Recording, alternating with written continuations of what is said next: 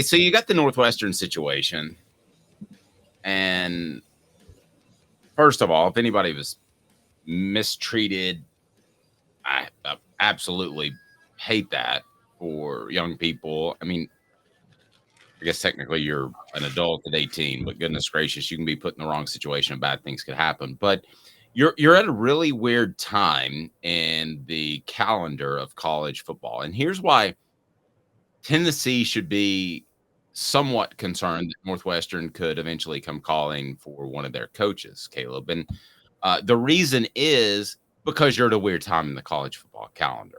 So you certainly have guys locked up in contracts, but a lot of these contracts say that as long as it's not a lateral move, you could be hired away. So it's very similar to how Lane Kiffin got the USC job. They went to everybody before Lane Kiffin, Sarkisian, Jack Del Rio, basically everybody but Pete Carroll, who landed them in NCAA issues. So they went to everybody before they got to Lane Kiffin. It was a very odd time to try to hire a football coach because if you remember, most of the coaches have been hired at that point, and Pete Carroll left at a strange time. So should Tennessee be worried about somebody from Northwestern calling for one of their coaches? I say, yeah. I mean, I think that any program that's had success over the past couple of years should be concerned. Caleb?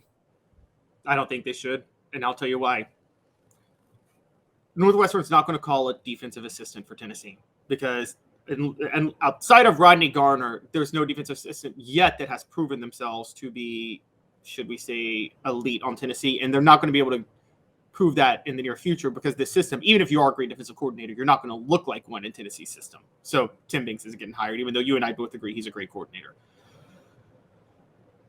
If you're on offense, where you might get called, if you have a functional brain, you're not taking the Northwestern job because you would realize very quickly you have a much better chance to build your coaching profile staying as an assistant at Tennessee and getting a job somewhere else down the road than going to this toxic brand that is Northwestern right now, which is, it's not as toxic as like Penn State or something, but it is scandal-ridden. You're following the best coach, the most beloved coach in program history, and it's one of the 5 worst jobs in college football.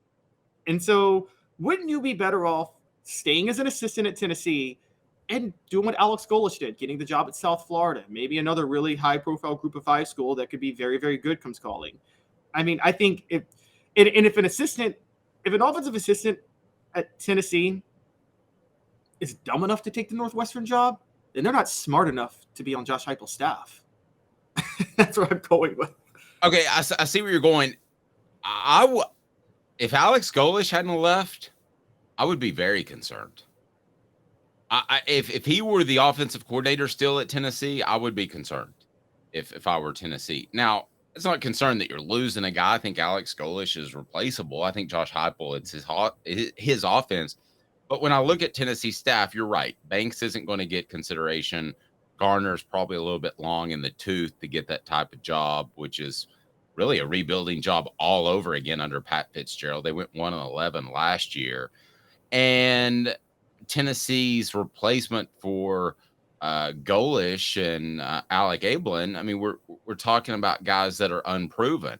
But if Alec Golesh was still on this staff, he's one of the first people I would call if I were Northwestern. But Dave, if you're Alex Golesh and Northwestern calls you, are you taking that job or are you staying at Tennessee as an assistant for another year and waiting for a better job to come? You don't like the Northwestern job as much as I do. I think it's a better job than you think it is. I think it's a better job in South Florida where Golesh is. I don't think it's a better job than South Florida. I think South Florida, because you can win at a high level at a group of 5 level in South Florida, and then one of the better Power 5 schools comes calling. You go to Northwestern.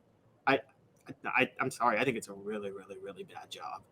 Let me ask you this before we get to Caleb Giroux. We're going to have the latest on recruiting, including a pending announcement and a commitment date for one of the top prospects that's on Tennessee's board. So let me ask you this. What coach will Tennessee have to replace next?